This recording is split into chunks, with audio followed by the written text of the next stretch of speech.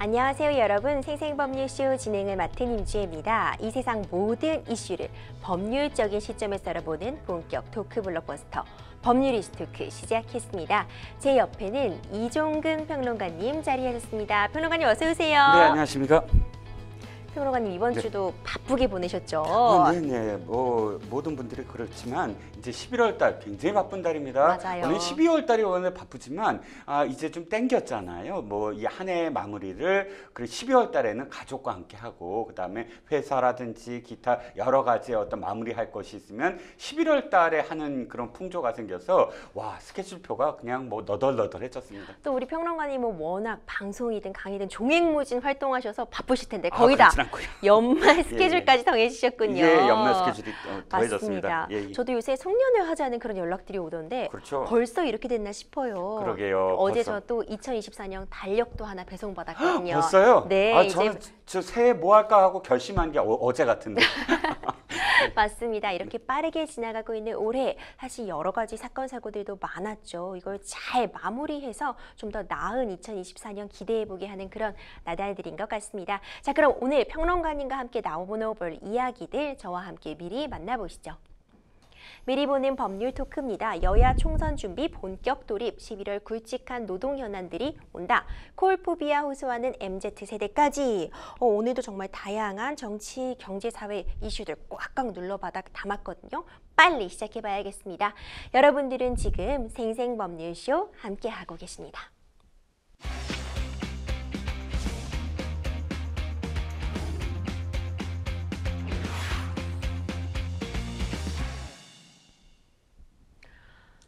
법률이슈 토크 시작합니다. 첫 번째 주제는 바로 여야 총선 준비 본격 돌입입니다. 여야가 이 4월 총선 준비, 2024년 4월 총선 준비 본격 돌입했습니다.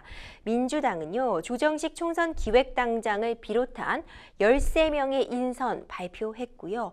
국민의힘도 이제 인재영입위원회 모습을 드러냈습니다. 차례대로 하나씩 오늘 소개해 보려고 해요. 먼저 민주당 총선 기획단 이야기 해보려고 합니다. 어떤 이름들이 이름을 올렸고 총선 기획단 뭐 하는 사람들인가 이것도 궁금해하실 것 같아요. 네, 그렇습니다. 이제 장이 섰습니다. 네. 장이 섰다는 말씀을 어떻게 드리냐면 바로 총선의 장. 그러니까 시장이 열렸다 이렇게 말씀을 드리고 싶어요. 비유하면 즉 각 당이 이제 위원회 총선을 위해서 각종 위원회를 설치를 하고 그 다음에 누가 더 참신한 인물을 위원회의 위원으로 지금 발탁을 했나 이거 갖고 경쟁을 하는 본격적으로 경쟁을 하는 그런 총선의 마당이 열렸다 이렇게 말씀을 드리고 싶고요. 그 중에 이제 총선 기획단입니다. 먼저 민주당이 총선 기획단을 먼저 꾸렸습니다. 근데 이 총선 기획단은 뭘 하는 곳이냐면 그야말로 이름에 그 뜻이 있습니다. 총선을 기획한다. 즉 어떤 것이냐면 바로 이 총선을 치르는데 사실 총선이라는 건 거의 270여 개의 지역구에 각각 의원들이 또는 의원 후보들이 그 지역구에서 싸우는 것인데 그렇죠. 중앙당에서 하나의 어떤 아젠다를 설정을 해주는 겁니다. 네. 이번 총선 민주당은 어떤 깃발로 들고 나가서 싸울 것인가.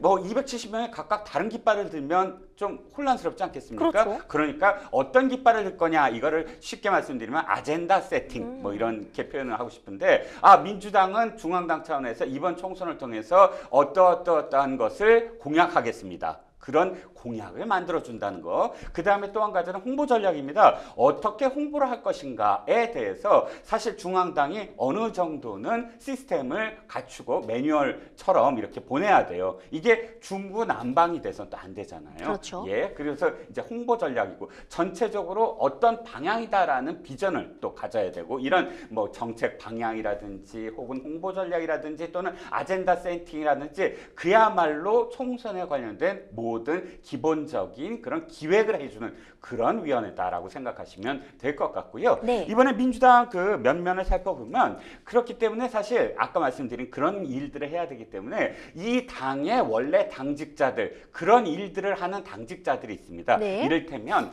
민주연구원장.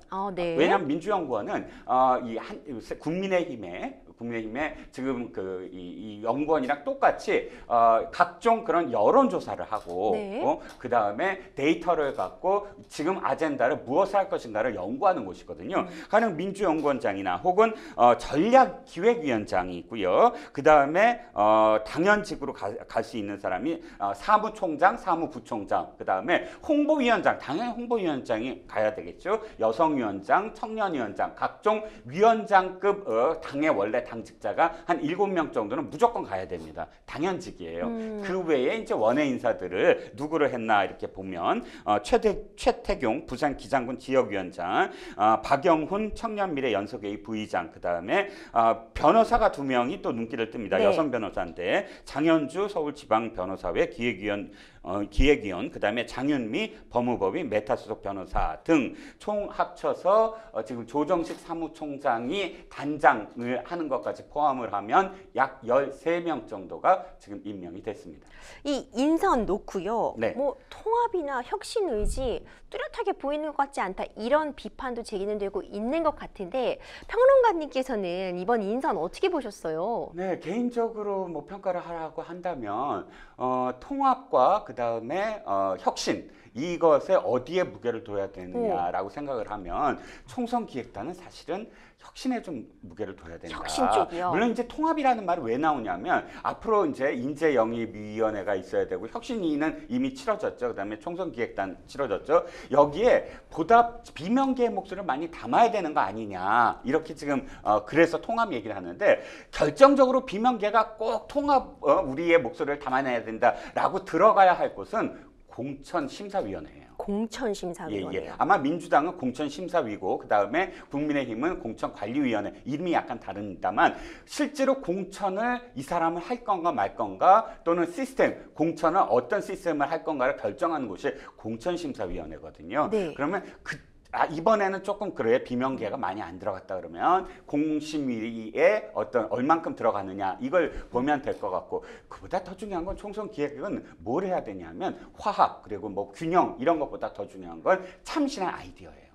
참신한 아젠다. 그런데 실제로 여기에 이렇게 쭉 들여다보면 그런 아이디어를 그러니까 기존의 당직자들은 원래 이 당에 계속 있었던 사람들이니까 원내에서 그 좀 더 이런 사람들이 지금 이렇게 기발한 그런 그 아이디어를 낼 수 있겠구나라고 탁 눈에 들어오는 사람이 그렇게 안 보인다는 게 약간 아쉬운 그런 느낌입니다. 특히요. 네. 사실 원외에서 채택된 인사 중에 한 명이죠. 최태경 위원장. 네.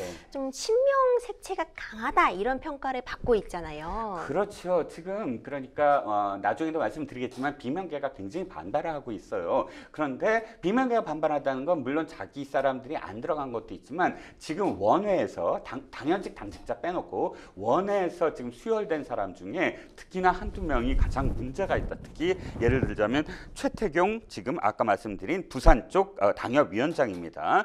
이 최태경 기장군 지역위원장 같은 경우 제가 당협위원장이라고 한 거 국민의힘은 당협위원장이라고 부르고 이쪽 그렇죠. 지역위원장으로 부르거든요. 지역위원장 경우 친명 색채를 참 많이 드러냈어요. 이를테면 이재명 당대표가 지금 단식을 했을 때 동조 단식을 했다든지 또는 뭐 여러 가지 어떤 그 비명계를 공개적으로 막 이렇게 직설적으로 비판을 했다든지 그보다 더 좀 더 이 비명계가 우려하는 건 바로 대의원제를 아예 폐지하자. 대의원제를 폐지하자는 건 어떤 의미냐면 바로 공천에 있어서 경선이라든지 이런데 대의원이 굉장히 큰 역할을 그렇죠. 해요. 민주당은 대의원과 권리당원의 표가 등가, 그러니까 1대1이 아니거든요. 약 6대1 대의원 한 명의 표가 지금 이 당원의 한 6명의 표와 같은 어떤 역할을 합니다. 그러니까 아예 대의원제를 빼고 권리당원들이 전부 다 경선이라든지 이런 데 영향력을 행사하자라고 한다면 이재명 대표를 지지하는 사람들이 많이 지금 권리당원으로 들어왔으므로 바로 친명계 쪽 그런 그 후보자들이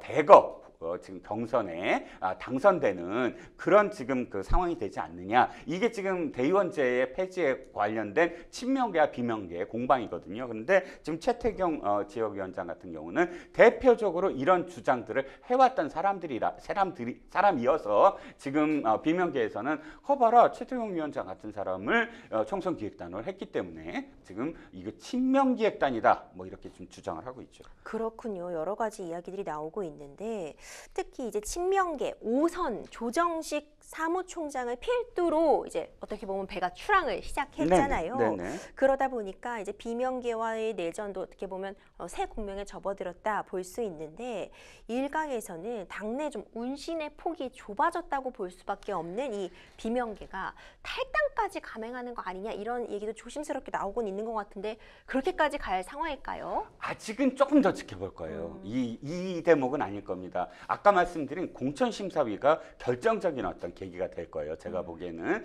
아직은 비명계는 목소리만 낼 겁니다. 물론 비명계가 목소리를 내는 이유가 있어요. 왜냐하면 바로 조정식 사무총장 때문이거든요. 왜 그러냐 하면 지난번에 기억하시겠지만 이재명 대표가 단식을 하고 이제 돌아왔는데 뭐 그러니까 부결이 안 되고 가결이 됐잖아요. 그 책임을 지고 박광원 원내대표부터 당직자가 모두 다 사표를 냈습니다. 그런데 딱 한 사람만 되돌렸어요. 누구죠? 그 한 사람이 조정식 사무총장이에요. 조정식 사무총장은 친명계의 대표적인 사람이거든요. 그러니까 비명계의 입장에서는 아니 다 지금 사표를 냈는데 한 사람만 지금 반려했는데 하필이면 친명 아니냐. 그런데 또 하필이면 사무총장이라는 거죠. 사무총장은 원래 당 서열로 얘기할 때 4위 정도 돼요. 대표, 원내대표, 정책위 의장, 그 다음에 사무총장 그래서 당 4역 중에 4위 정도 되는데 총선이나 대선 앞두고는 갑자기 순위가 올라가요. 왜냐하면 사무총장이 그러니까 그 완전히 그 사람들을 어떻게 할 것인가, 뽑을 것인가 말 것인가, 또 얼마나 예산을 줄 것인가 두 가지잖아요. 인사와 예산을 준 사람이 가장 권력이 세잖아요. 선거 때 그때 사무총장이 가장 권력이 강화되는 어떤 시점입니다. 그런데 친명인 조정식 사무총장만 딱 남겨놓은 거예요. 네. 사표를 반려해서 더군다나 당연직으로 해서 지금 총선기획단 단장까지 맡았어요. 이러다 보니까 비명계가 그래도 비명계의 그 위원 중에 그러니까 그 총선기획단 위원 중에 그래도 비명계가 있었으면 했는데 아주 그 비명계의 색깔을 드러내는 대놓고 쓴소리를 하는 사람이 한 명도 없지 않느냐. 이렇기 때문에 지금 탈당을 할 수도 있지 않느냐. 이렇게 이야기가 될 가능성도 있습니다만 제가 드리는 말씀은 뭐냐면 탈당이라는 건 명분이 쌓이고 해야 돼요. 축구로 얘기하면 골키퍼 때부터 볼이 시작돼갖고 빌드업이 돼야 되거든요. 하프라인 건너서 페널티 박스 안에 가서 그때 슛을 하는 거거든요. 이 슛하는 것이 지금 탈당이라고 한다면 제가 보기에 지금 총선 기획단 정도는 하프라인을 딱 넘어섰다. 하프라인은 딱 넘어선 단계이기 때문에 아직 페널티 박스까지는 안 갔다는 겁니다. 그래서 조금은 더 지켜보셔야 될 것 같아요. 상황이 어떻게 될지는. 사실 21대 총선 기획단 얘기를 안 할 수가 없을 것 같은데 당시에 이 총선 기획단 인선에 대해서 좀 반응이 좋았다고 평가가 나왔었잖아요. 그렇죠. 이해찬 대표였습니다. 이해찬 대표가 굉장히 그립감이 있다고 하잖아요. 그러니까 꽉 잡고 나를 따르라 하면은 이제 따르게 하는 그런 카리스마가 좀 있는 사람이었고요. 그렇기 때문에 이런 부분에 있어서는 굉장히 전략적이고 정무적인 어떤 그런 그 인사라든지 이런 것들을 잘 하는 정치인입니다. 그래서 당시에 어떤 그 인선을 보면 총선기획단에 아주 대표적인 인물이 금태섭이에요. 금태섭 전 의원. 금태섭 전 의원이 정말 좀 외톨이처럼 네. 이 당 지도부에 쓴소리를 했던 사람이에요. 네. 그래서 계속 이건 이렇게 해야 된다, 저렇게 해야 된다. 당이 너무 한 목소리로 가고 있다. 이런 목소리를 낸 사람인데 그렇게 전면적으로 목소리를 낸 사람을 떡하니 총선기획단에 그렇죠. 넣으니까 지금 어떻게 됐습니까? 당시에 이해찬 대표가 또 한 건 했네. 뭐 이렇게 얘기가 나올 정도였어요. 더군다나 좀 금태섭 전 의원만이 아니고 또 김은주 한국 여성정치연구소장도 여성 쿼터이긴 하지만 그러나 어찌됐든 이 사람은 신선하다라는 그런 지금 평을 받았고 대표적으로 또 한 사람 더 있습니다. 황희두. 게이머예요. 청년들이 굉장히 잘하는. 네. 사실 저는 게임을 잘 몰라서 잘 몰랐던 분이었는데 유명 프로게이머시죠.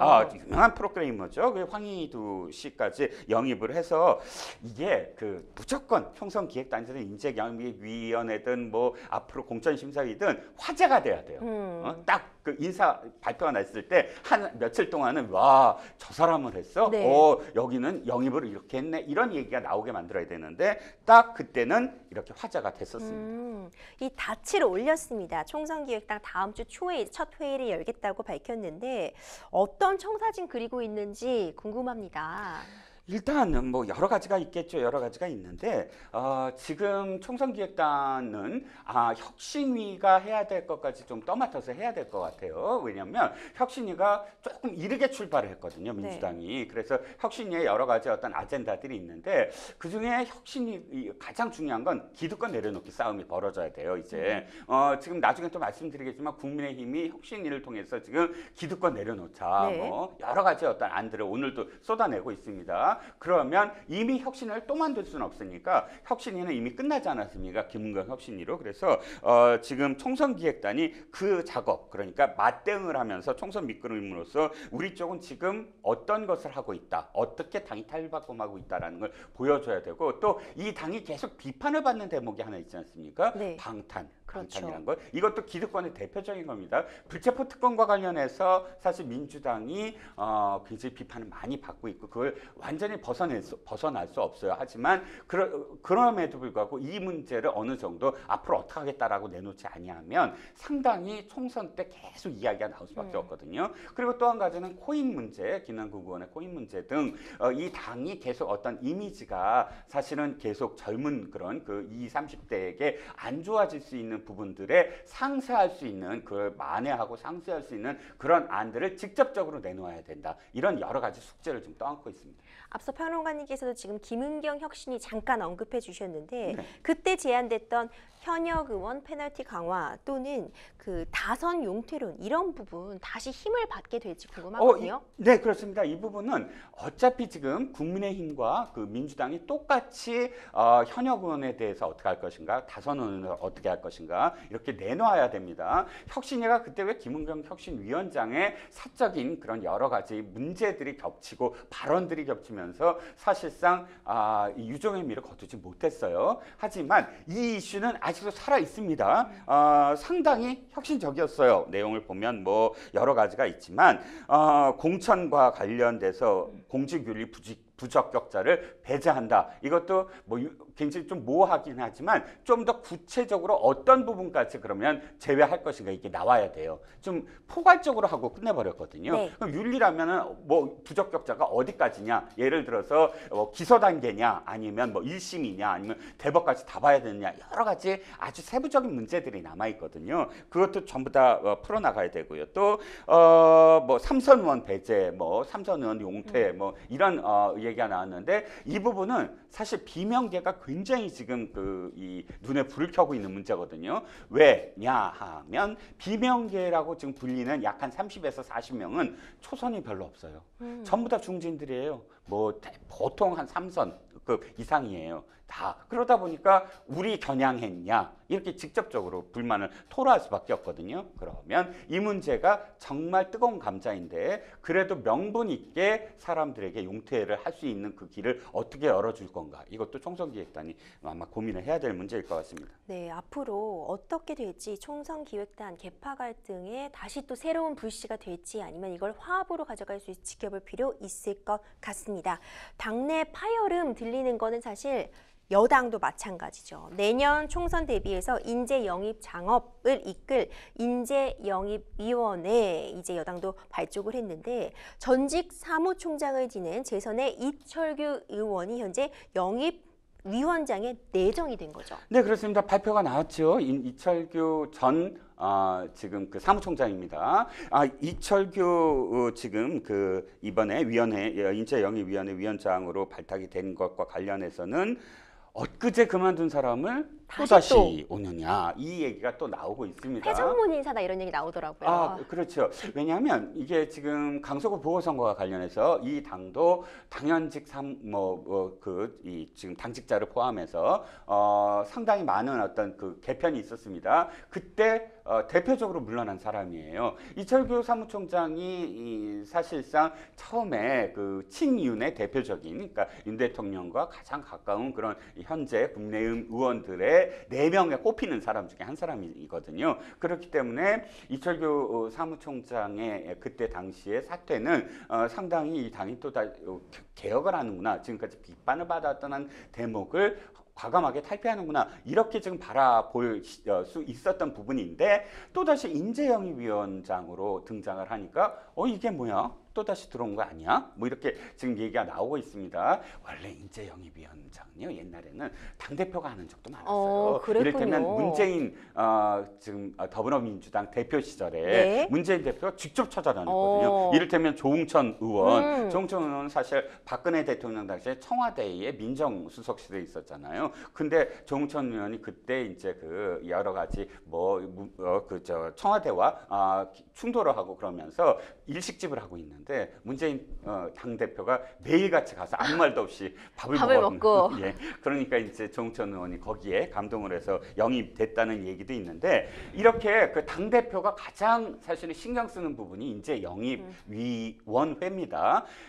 선거는 3가지예요. 인물, 바람, 구도라고 하잖아요. 네. 인물이 첫 번째입니다. 네. 어떤 인물이 들어오느냐에 따라서 이 당이 아무리 탈바꿈했다라고 이야기해도 사람 한 사람 딱 그 영입했을 때 효과에 미치지 못해요. 그만큼 인재영입이 중요한데, 그렇죠. 그래서 이제 그 이철규 지금 인재영입위원장이 된 것에 대해서 또다시 됐나 하는 목소리가 그래서 나오고 있는 거예요. 그렇죠. 보궐선거에 책임을 진 게 엊그제 같은데 네. 또다시 반복되나, 이런 비판이 나오고 있는데, 앞으로 네. 어떻게 꾸려갈지에 따라 또 평가가 바뀔 수 있으니까 지켜볼 필요 있을 것 같고요. 예. 바로 또 어제 있었습니다. 국민의힘 최고위가 이준석 전 대표 그리고 홍준표 대구시장에 대한 징계 취소 의결했어요. 이게 혁신위의 1호 안건이었잖아요. 네, 그렇습니다. 굉장히 빠르게 지금 진행이 되고 있어요. 이 두 정치인을 징계할 때는 엄청 오래 걸렸잖아요. 네. 정말 온갖 비난, 비판, 공방, 그러면서 사실 지지율도 많이 또 영향을 받고 이런 과정들이 지난했는데, 혁신위가 들어서기 직전에 바로 사면 얘기가 나오기 시작했어요. 그리고 인용환 위원장이 사면하겠습니다. 사면을 좀 건의하겠습니다. 한 다음에 바로 또 두 사람이 이제 좀 아니다 하면서 그랬지만, 어쨌든 그 이야기가 나오자마자 거의 그 다음날 돼서 최고위가 열려갖고, 원래 이 결정은 최고위에서 할 수밖에 없거든요. 그러니까 혁신위원회, 네. 인재영입위원회, 총선기획단, 이런 지금 그 총선을 위한 또는 대선을 위한 기구들은 결정 기구가 아니에요. 네. 결정하는 게 아니고 제안만 할 수 그렇죠. 있어요. 권한이 제안하는 그런 그 위원회거든요. 그래서 혁신위가 낸 그런 사면안과 관련돼서 최고위가 그것을 추인을 했습니다. 최고 결정 기구거든요. 최고위가. 그래서 최고위가 두 사람의 그런 징계 철회. 사면이라는 건 사실 정치적인 그냥 용어에 불과하고, 그렇죠. 실질적으로 당원 당규에 의해서 지금 그 철회, 징계 취소를 의결했습니다. 그렇죠. 이준석 전 대표와 홍준표 대구시장 당원권 정지 징계 취소가 되고 나서요, 즉각 불쾌감 표했잖아요. 네, 이준석 대표 사면한 얘기 나올 때부터 굉장히 불쾌했는데, 실제로 의결이 되자 당 여러 가지 어떤 모순이다 네. 얘기하면서 지지율이나 올려라라고 이제 대받았고요. 네. 홍준표 시장도 역시 오늘이 영원한 줄 알지만 메뚜기 한치는 줄 모르고 하루살이는 내일이 없다는 걸 알아야 한다라고 해서 징계 취소를 했는데도 이렇게 비난을 쏟아냈습니다. 예. 평론가님 좀 국민들이 보시기에 아이러니할 수도 있을 것 같아요. 징계 취소해주면 좋아야 되는 거 아니야? 이런 배경 좀 설명해 주세요. 이렇게 나온 배경. 왜냐하면 징계와 관련돼서 사실 왜 징계를 받았나 궁금해하실 텐데 이준석 대표는 양두구육이라는 네. 표현을 대통령한테 직접적으로 했기 때문에 징계를 받았고 또 홍준표 대표는 당시에 장마, 재난, 수재가 있었는데 골프를 쳤거든요. 근데 사실 한 사람은 처음부터 안 받아들였지만 홍준표 시장은 당시에 징계를 받지 않기 위해서 엄청 노력을 했어요. 뭐 수해 지역에 직접 가갖고 막 이 봉사도 하고요. 그랬는데 어쨌든 징계가 이루어졌고 징계를 철회해서 지금 불만이 있는 것.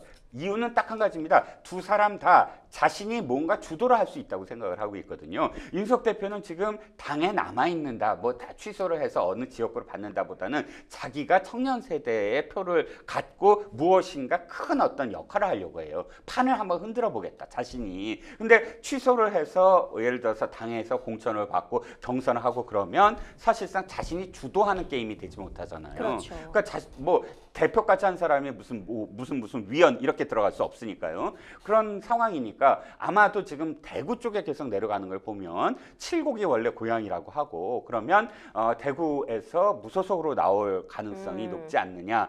혹은 지금 당 지지율이 떨어졌을 때 지금 유승민 의원과 손을 잡고 신당을 하지 않느냐. 가능성 크진 않지만 어쨌든 이런 여러 가지 어떤 경우의 수가 있는데 징계 취소를 함으로써 공이 자기한테 넘어오는 것. 이거를 거부하는 그런 상황이고요. 홍준표 시장 짧게 말씀드리면 홍준표 시장은 저 경남시장도 하고 동대문에서 삼성까지 한 의원이 대구시장이라는 보다 조금 더 줄여서 시장을 왜 갔을까요? 라는 질문을 많이 하잖아요. 홍준표라는 정치인은 가장 중요시하는 게 적자예요. 적자. 서자 적자 할 때 서열이거든요. 그래서 맨날 표현이 깜도 안 된다. 뭐 이런 표현이 자신의 격이 어디에 있냐. 글레이드가. 그걸 늘 생각하는 정치인인데 바로 자기가 원래 대구 출신인데 자꾸 원래 이 당이 또 TK가 그렇죠. 텃밭이고요. 근데 자신이 대구에서 지지를 못 받는 거예요. 벌써 저 대통령 후보로 몇 번 나왔는데 경선도 하고 실제로 후보도 됐지만 그러나 TK에서 확실한 지지를 못 얻었거든요. 그러니까 아이고 내가 진짜 대구 사람입니다. 대구의 적자입니다를 보이기 위해서 시장을 택한 거거든요. 네. 그러면 지금도 총선이라서 지자체장이 아무것도 못하지만 그럼에도 불구하고 대구의 총선에 나올 앞으로 당선될 국회의원들한테 내가 아직 살아있어. 내가 뭔가 영향력이 있어 라는 메시지를 전달해야 되는데 아이고 징계 취소를 했으니까 고분고분 말씀 들으세요 이렇게 해서 아무 말도 안 해버리면 저 사람 기가 없네, 저 사람 뭐 아무것도 안 하네, 뭐 이렇게 돼버릴 수밖에 없다라는 그런 의미로 자신의 존재감, 인정투쟁이라고 하죠. 인정받기 위한 그런 지금 노력을 하고 있다라고 생각을 합니다. 그렇군요. 이 얘기도 해봐야 될 것 같아요. 네. 혁신위 활동이 지금 국민의힘에서 연일 주목을 받고 있는데, 그러니까 동일 지역구에서 삼선 초과 금지 검토하겠다고 밝혔어요. 그러니까 2번밖에 못 하는 거잖아요. 이러면. 네, 그렇습니다. 이 문제는 사실 저는 당위성도 있고 그런데 가능할까? 그리고 문제점도 있다. 이 세 가지 의견을 동시에 갖고 있어요. 가능성은 뭐냐면 사실상 이 문제는 굉장히 중요한 문제예요. 어떻게 명분을 줘서 새롭게 당에 새로운 어떤 수혈을 할 것인가, 새로운 피를 수혈할 것인가, 이게 가장 중요한 문제이긴 해요. 그렇기 때문에 그렇다고 해서 아이고 대구만 아니면 아이고 경북만 이렇게 특정 지역만 할 수는 없잖아요. 그러다 보니까 아예 원칙적으로 삼선 안 된다 이렇게 해버릴 텐데 근데 이게 위헌적인 요소도 좀 있을 것 같아요.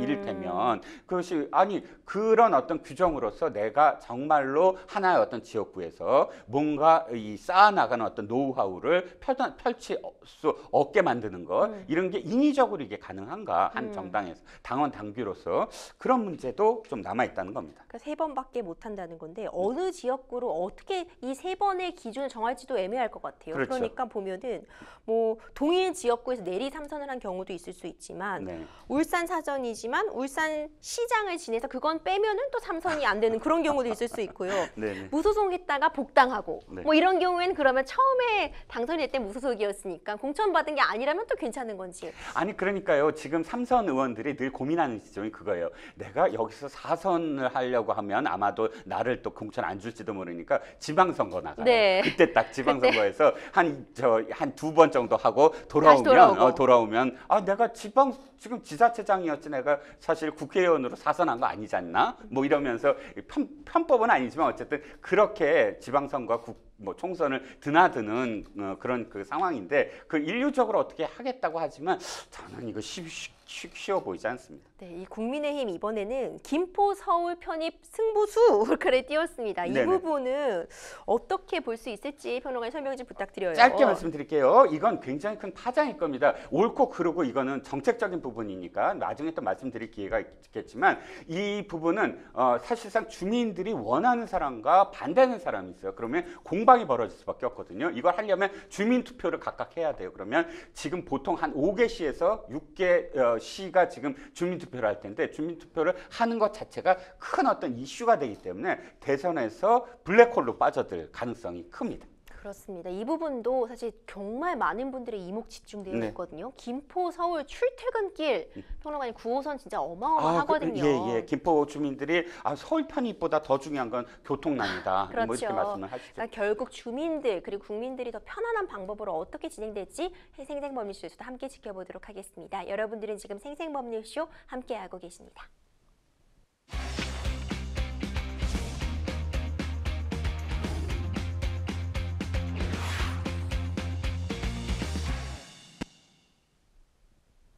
법률리스토크 두 번째 주제 바로 시작합니다. 11월 굵직한 노동 현안들이 온다입니다.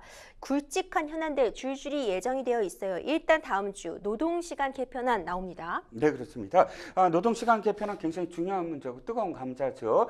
지금 문재인 정부에서 주 52시간을 실현시켰죠. 그리고 뭐 몇 명 미만 해서 상당히 폭도 지금 확대를 시켰습니다. 이 문제와 관련해서 여러 가지 어떤 또 이 실제로 기업 현장에서는 이게 기업의 현실을 모르고 하시는 네. 말씀입니다. 이를테면 집약적으로 시기를 집약해서 해야 되는 어떤 산업들 같은 경우는 그때 빨리 해야 되고 집중적으로 해야 되고 나중에 하한기가 있는데 휴한기가 있는데 이런 부분에 있어서 좀 더 유연성을 가져야 되는 게 아니냐라는 목소리를 담아서 이번 정부가 이번에 주 52시간제를 어떻게 유연성 있게 할 것인가 실제로 월이라든지 분기라든지 반기라든지 연단이라든지 이런 부분들에 대해서 구체적인 안을 지금 발표를 할 것 같고요. 또 이 안에는 거기에 대한 어떤 명분 근거가 있어야 되니까 정부가 지금까지 실시해온 그런 그 여론조사들이 있지 않습니까? 설문조사 이런 부분들을 전부 다 공개를 할 것 같습니다. 근데 3월 초에도요. 근로시간제도 개편안이 나왔다가 당시 후폭풍이 정말 상당해가지고 소리 소문 없이 또 사라진 적이 있었잖아요. 네, 그렇죠. 그때도 사실 그 좀 혼란이 있었어요. 노동부가 발표하는 것과 그다음에 대통령실이 또 거기에 대해서 멘트를 하는 것과 이렇게 행정부처 간에 또 그러니까 대통령실과 실제로 주 업무를 맡고 있는 부처 간에 다른 목소리가 나오는 게 몇 번 있었는데 이 노동시간 문제도 당시에 노동부 장관이 발표를 했지만 아주 반발이 심했죠. 그래서 이게 주 52시간제를 유연성 있게 하는 것이다에 이 방점을 두는 것이 아니라 그렇게 되면 전체적으로 주 69시간이 아니라 주 72시간까지도 계속 노동을 해야 되는 거 아니냐 이런 비판이 그때 나오게 되자 일단 보류가 된 상황이었습니다. 근데 평론가님, 네. 근로시간제 왜 자꾸 손보려고 하는지 궁금하거든요. 두 가지가 지금 부딪히고 있는 거예요. 한 지점에서는 실질적으로 그렇게 일을 해야 되는 그런 현장이 분명히 있긴 합니다. 그렇죠. 이를테면 구체적으로 말씀드리면 게임 산업 같은 경우에요. 게임 산업 같은 경우는 이걸 업그레이드 한다든지 또는 새로운 어떤 게임을 런칭한다든지 했을 때 아주 타이트하게 그것을 어떤 시기까지 맞춰야만 해요. 그러면 지금 주 52시간제를 지키면 그 시기를 놓칠 수가 있거든요. 근데 그렇게 치열하게 경쟁을 해야 되는 어떤 상황들이나 혹은 지금 사용자, 유저들에게 약속한 어떤 시간이 있는 부분 이런 부분들과 관련해서는 집중적으로 일하게 하고 그만큼의 어떤 시간을 예를 들어서 전체적인 어떤 총량이 있을 때 그 총량의 한도를 다른 시기에 그럼 쉬어라. 예를 들어서 한 달 이상 쉴 수 있게 몰아서 쉴 수 있게 하자. 이게 이제 그 노동시간 유연성인데 그런데 이제 반대하는 측에서 뭐냐면 우리나라 기업 현실상 내가 몰아서 휴가를 낸다고 했을 때 받아들일 그런 사주가 누가 있겠느냐. 네. 그러니까 노동은 노동대로 오래 하고 그 다음에 휴가는 받지 못하는 상황. 이 상황이면은 완전히 그냥 노동만 하는 그런 결과가 난다. 이 두 개 지점이 충돌을 하는데 실질적으로 외국 같은 경우는 독일이라든지 이런 부분들은 유연제가 많아요. 그래서 유연제가 있는데 이게 정부가 개입하지 않고 그 기업에서 노조가 있는 노조 아니면 협의회가 있는 협의회가 회사 측과 자율적으로 협상하게 만들어지거든요. 근데 우리는 아직도 노사가 반목하는 그런 적대적인 어떤 모순관계가 있기 때문에 쉽게 지금 노사 간의 문제를 해결하지 못하는 게 문제입니다. 그렇군요. 이 발표 시기도 원래 9월쯤 나오지 않을까 했는데 또 한번 미뤄진 거네요. 네, 그렇습니다. 이것도 원래 9월 예상을 했죠. 이정식 고용노동부 장관이 9월 정기국회에서 논의될 수 있도록 노력하겠다라고 말을 했는데 그럼에도 불구하고 9월 달 뭐 추석 막 겹치고 하면서 얘기가 없었어요. 그래서 10월 국정감사에서 야당 의원들이 아니 좀 내놔봐라 했는데 내놓지 못했습니다. 그래서 계속 어떤 이 말까지 나오거냐 하면 이것도 흐지부지 되는 거 아니냐. 여러 가지로 지금 정부가 노동개혁, 연금개혁, 교육개혁 이거 굉장히 3대 개혁이라고 얘기를 했는데 이 부분도 유야무야시키려고 하는 거 아니냐라는 그런 목소리가 그래서 야당에서 나오고 있는 겁니다.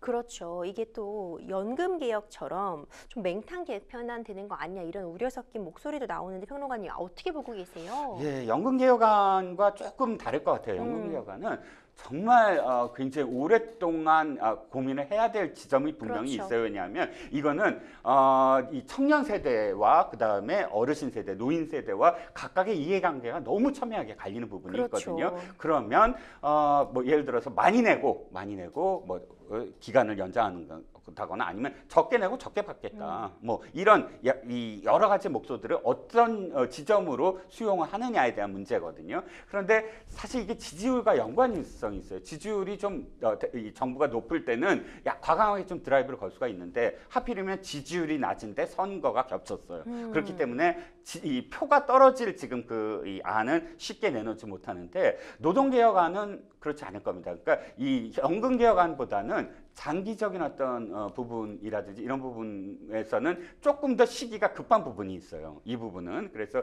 아마도 노동개혁안은 11월 달에 어느 정도는 나올 가능성이 큽니다. 그렇군요. 이 더불어민주당이 국회 본회의 처리를 예고한 노란봉투법 얘기도 해보려고 하는데 여야 신경전 거세질 것 같습니다. 그러니까 하도급 노동자에 대한 원청 기업의 책임을 강화하고 또 파업 노동자에 대한 지나친 손해배상을 제한하는 내용을 담고 있는데 9월에는 일단 한번 통과가 되지 못했잖아요, 평론가님.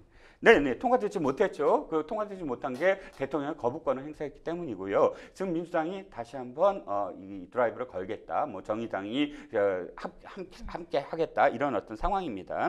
노란봉투법은 지난번에도 제가 말씀을 드렸지만 사실 이것도 굉장히 갈리고 있어요. 첫 번째 그 반대하는 쪽에서 생각을 해보면 지금 원청과 하청 문제도 사실 큰 문제이긴 하지만 그러나 그 안을 들여다보면 지금도 사실상 파업과 관련돼서 손배소를 제기할 수 있어요. 네. 이를테면 적법한 파업, 왜 노동 고용부나 혹은 재판부에서 이건 적법하다라고 판결을 내렸을 경우 거기에서 돌아오는 어떤 손해들 있지 않습니까? 파업과 관련된 손해들 이것은 이 손배소를 낼 수 없어요. 한데 지금 노란봉투법은 거기에 플러스해서 범위를 확장시키겠다는 것이거든요. 즉 불법적인 파업, 그러니까 불법이냐 적법이냐를 따지지 아니하고 파업이라는 어떤 그 수단을 쟁취했을 때 거기에 대해서 나오는 그런 어떤 손해는 손배소를 하지 말자라는 게 사실 기업주 입장에서 원청, 하청 이 문제도 문제지만 그게 가장 큰 어떤 지금 쟁점입니다. 그래서 대통령이 아마도 이 문제와 관련해서 또다시 거부권을 행사할 가능성이 굉장히 높고요. 네네. 그래서 아마도 노란봉투법은 지금도 물론 다시 한번 하긴 하지만 대통령이 거부권을 행사했다라는 기록을 또다시 남기는 그런 전략이 아닐까 하는 생각이 듭니다. 그렇군요. 노동현안 하나 더 남았습니다. 한국노총과 민주노총, 양대 노총이 모두 전국 노동자 대회를 열게 되었다면서요? 네, 20만 민중 총궐기 민주노총이 하고 있고요. 한국노총도 전국 순회 간담회를 열면서 투쟁 의제를 다지고 있습니다. 우리가 보통 옛날에는 추투 이랬는데 사계절 다 해요. 이번 동투입니다. 겨울에 하는 건 동투인데 사실 이 부분은 조금 더 지켜봐야 돼요. 민주노총은 지금 아마도 지금 저기였어요. 노조위원장 선거가 있습니다. NL계와 PD계가 지금 부딪히고 있는데 어느 쪽이 되느냐에 따라서 또 상황이 좀 달라질 것 같고요. 한국노총이 조금 강경해졌어요. 지금 민주노총만큼 강경해졌는데 한국노총 역시 지도부의 어떤 결기를 보이기 위해서 지금 모이고 있는데 한 가지 지금 또 예외적인 어떤 상황 변수가 뭐냐면 MZ세대들이에요. 노조의 정치 파업과 관련돼서 상당히 20, 30대 그 노동자들은 동참하지 않으려는 움직임이 크거든요. 그게 바로 이 정부 들어서 민노총의 총파업이 2번이나 실패한 어떤 원인이 됐습니다. 그래서 이 총파업이 어떻게 될지, 총파업으로 가게 될지 이건 좀 더 지켜봐야 될 것 같습니다. 이 현 정부 들어서 사실 노동계와 좀 번번이 부딪히는 그런 모습도 보여왔는데 이 노정 갈등 대규모 노동자 대회를 맞아서 좀 매섭게 분출할 가능성도 있어 보입니다. 이번 달을 어떻게 넘기느냐에 따라서 윤석열 정부의 노정 관계가 더 얼어붙을지 아니면 좀 녹을지 결정될 수 있을 것 같아요, 평론가님. 네, 그렇습니다. 어쨌든 노조가 많이 위축된 건 사실이에요. 이제 회계 감사와 관련해서도 투명하게 다 보여라라는 걸 지금 양 노총이 받아들였거든요. 일단 이 윤석열 정부가 노조 길들이기 표현 좀 이상하고 노조의 정상화, 노동운동의 정상화 이렇게 그 정부에서 표현하는 대로 상당히 많이 드라이브를 걸었어요. 역대 정부의 첫 번째 임기에서는 사실상 모든 정부 그러니까 모든 정권 진보 정권이든 보수 정권이든 노조의 총파업에 뜨거운 맛을 한 번씩 봐요. 보통 그런 철도 노조부터 시작을 해서 그런데 이번 동투에 그만큼의 원동력이 있을까? 지금 만약에 노동 시간과 관련해서 발표하는 것이 얼만큼 지금 노조에 영향을 줄까? 이거는 조금 더 지켜봐야 된다. 왜냐하면 실질적으로 노조가 예전보다 훨씬 더 동력이 지금 약화된 건 사실입니다. 네, 11월을 강타할 노동 이슈들 어떻게 진행될지 생생법률쇼에서도 함께 지켜보도록 하겠습니다. 여러분들은 지금 생생법률쇼 함께하고 계십니다.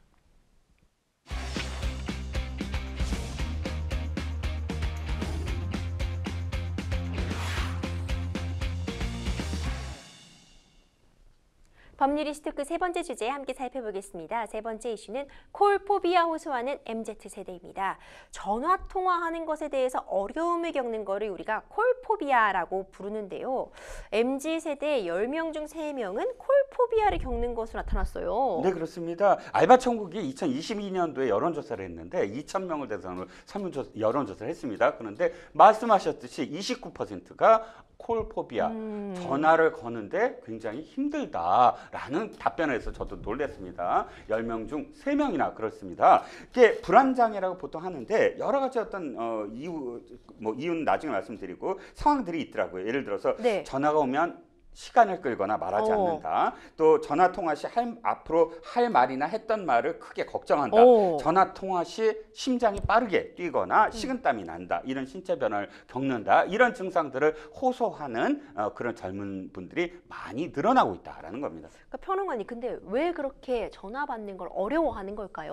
글쎄요, 여러 가지가 있지만 지금 이 정치평론가래 시사평론가나 혹은 이 심리학자들은 첫 번째로 비대면에 대한 이야기를 많이 합니다. 첫 번째. 너무 대면해본 경험이 없군요. 코로나19라는 기간, 그러니까 태어나서 처음으로 봉쇄, 자기 집에서만 있어야 되는 어떤 기간이 굉장히 길었잖아요. 그렇죠. 그 공간적인 그런 뭐랄까요, 폐쇄성에서 사람들을 직접 만났을 때 이게 굉장히 어색해지거나 또는 전화를 직접 해서 음성으로 이야기할 때 굉장히 어색해지는 것을 많이 경험하게 됐다라는 게 첫 번째 이유고요. 두 번째 이유는 어렸을 때부터 완전히 그런 그 문자 세계에서만 살게 되는 상황. 그러니까 우리가 그 어렸을 때 저는 이름을 이 볼펜으로 배웠거든요. 그러니까 저 연필로. 근데 지금의 세대는 뭐로 배우냐면 지금의 아기들은 뭐로 배우냐면 휴대폰으로 배웁니다. 그렇죠. 이응 찍고 뭐 모음 찍고 뭐 자음 찍고 해갖고 자기 이름을 쓰기는 게 아니라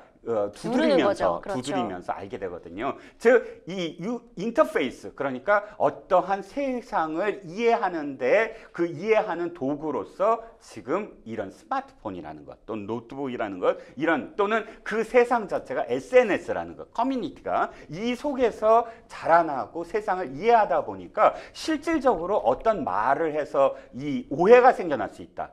내가 이 말을 했는데 다르게 받아들이면 어떡하지?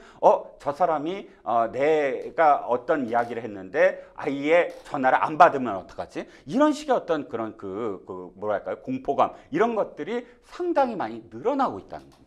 무척 좀 공감이 가는 게, 그러니까 상대방이 어떤 재화를 제시했을 때, 그러니까 질문을 했을 때 뭔가 생각할 여지가 없이 바로 즉답해내는 것 자체에 좀 부담을 느끼시는 분들은 또 있을 수는 있을 것 같아요. 네, 그렇죠. 그렇지만 아무래도 평론가님께서 지적해 주신 것처럼 비대면에 너무 익숙해져 버린 것도 영향을 끼치고 싶지 않은가 싶은데 평론가님은 어떠세요? 전화 부담스러우세요? 저는 문자 공포증이 있어요.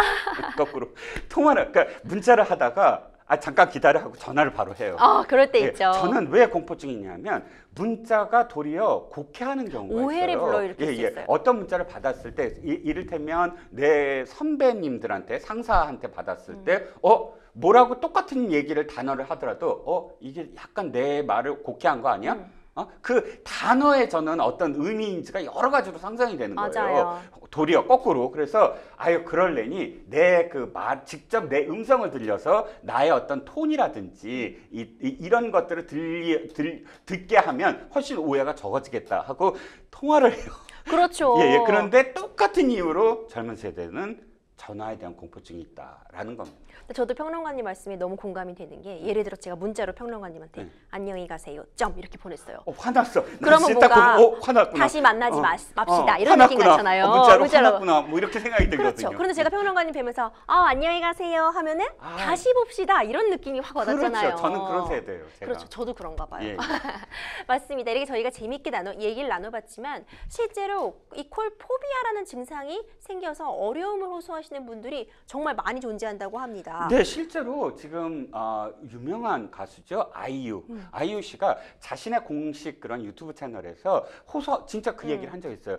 저는 전화를 하는 게 굉장히 힘들다. 어머니하고 하는 것도 사실 굉장히 힘들어한다. 그래서 실질적으로 자기가 전화 통화로 문자로 하지 않고 전화 통화로 하는 사람은 매니저다. 이런 말을 해서 그때 당시에 관련 검색어로 막 그 콜포비아가 나온 적이 있거든요. 이렇게 유명인들까지 이런 어떤 상호작용에 대한 두려움을 겪고 있다 하니까 굉장히 일반화되고 있구나라는 생각이 들어요. 그래서 이런 증상들이 자꾸자꾸 알려지고 호소하는 사람들이 많아지다 보니까 이 전화용 비즈니스 스피치 과외도 성행한다고 하는데 상당히 비싸다면서요. 그렇습니다. 뭐 시간당 그러니까 미국 얘기인데요. 우리나라만 겪는 일은 아닌 것 같고요. 미국에서 지금 1:1 전화 기술 컨설팅 업체까지 생겨났는데 시간당 60만 원을 받는다고 하더라고요. 근데 문자로만 세상을 살 수 없지 않겠습니까? 그렇죠. 그러니까 실제로 전화를 해야 되는 어떤 상황들이 있는데 이렇게 힘들다고 한다면 불안장애가 있다면 뭐 이런 그런 컨설팅을 받아야만 하겠지만 굉장히 비싼데요. 생각보다 굉장히 비싸네요. 네. 그러니까 콜포비아 벗어나려는 노력들도 사실 필요는 할 것 같은데 뭔가 다른 공포증처럼 적절하게 뭔가 정말 적극적인 치료가 필요한 영역이라고 보세요, 평론가님? 저는 해야 된다고 봅니다. 그러니까 이 문자라는 거, 이게 자꾸 어떻게 생각이 드냐면 가상 세계에 있잖아요. 네. 조금 다른 문제일 수도 있지만 가상 세계에 너무 오래 빠져 있으면 현실 세계에 굉장히 부정하는 어떤 상황들이 많거든요. 물론 문자가 가상 세계는 아닙니다. 하지만 SNS 우리가 말하는 것보다 실제로 SNS에서 이모티콘 보내는 게 훨씬 더 편하다라고 한다면 제가 생각할 때 조금 더 이해를 구하는 게 직발적으로 대답을 해야 되는데 전화로는 힘들다라고 한다면 문자는 직발적으로 나오지 않나요? 전 문자도 그렇죠. 굉장히 빨리빨리 답이 나오거든요. 좀 그게 인터벌이 있으면 또 오해해요. 맞아요. 내가 이거 했는데 내 얘기를 제대로 지금 곡해하고 있구나 하고 불안해하잖아요. 그러니까 이 부분은 동시에 존재해야 된다. 어느 세계가 더 좋고 더 뛰어들어야 된다 이런 것이 아니라 음성으로 이야기해야 되는 어떤 상황이 분명히 존재하고 또 문자로 하는 것도 존재합니다. 그렇다면 이 양 세계를 조화롭게 하기 위해서 내가 얼만큼 노력을 할 것인가, 그 노력은 내가 실질적으로 용기를 내는 것이 중요하고 남한테 전화가 왔을 때 내가 어떻게 대해야 된다라는 마음가짐도 되게 중요하다고 생각을 합니다. 그런가 하면요. 최근에는 너무 SNS가 많다 보니까 소통 매체들, 너무 다양한 소통 매체들 때문에 교통받는 톡포비아라는 단어가 생겨났다고 하는 건 어떤 내용인가요? 뭐 여러 가지가 있죠. 톡포비아가 예를 들어서 그런 거예요. 그러니까 좀 전에 말씀드린 대로 안 읽는 거. 그러니까 일이 그대로 남아 있는 거. 뭐 그러면 그 다음부터 이 사람이 나를 어떻게 생각할까 고민을 하고, 그 다음에 뭐 일십 뭐 그런 거 안 읽었는데 뭐 되니까. 어떻게 반응 안 한다, 뭐 이런 거 여러 가지 어떤 상황들이 있는데 그것 역시 사실은 뭐 문자의 세계에 와서 그렇지 아까 전화 포비아, 아까 콜 포비아와 똑같은 어떤 상황이죠. 상대와 소통을 하는 것에 대해서 굉장히 힘들어한다라는 상황은 똑같다고 생각을 합니다. 그러니까 우리가 왜 인간은 사회적 동물이라고 하잖아요. 결국 소통하면서 사람과 함께 살면서 에너지도 얻고 또 위로를 받기도 하는 건데 이거 자체가 힘들어한다면은 참 얼마나 힘들겠어요. 그렇죠. 그러니까 이런 부분도 좀 적극적으로 좀 더 마음은 또 편안히 가지고 이런 포비아 좀 내려놓을 수 있게 다양한 어떤 심리적인 치료도 좀 병행이 돼야 되지 않을까. 이거는 꼭 뭐 병원에 가시는 얘기라기보다는 네네. 사회적으로 우리가 함께 이걸 극복해 나가야 되지 않을까 이런 생각이 듭니다. 이 결국 모두 우리가 타인과 함께 살기 위한 거니까요. 좀 함께 더불어 살기 좋은 세상 빨리 찾아왔으면 좋겠네요. 생생법률쇼 오늘도 이종근 평론가님과 함께 하다 보니 어느새 마칠 시간입니다. 오늘도 함께 해주신 이종근 평론가님 고생 많으셨습니다. 감사합니다. 네, 감사합니다. 방송이 끝나도 상담 접수 계속되니까요. 도움이 필요하신 분들은 주저하지 마시고 생생법률쇼 문 두드려 주세요. 오늘 저희가 준비한 소식은 여기까지입니다. 시청해주신 여러분 고맙습니다.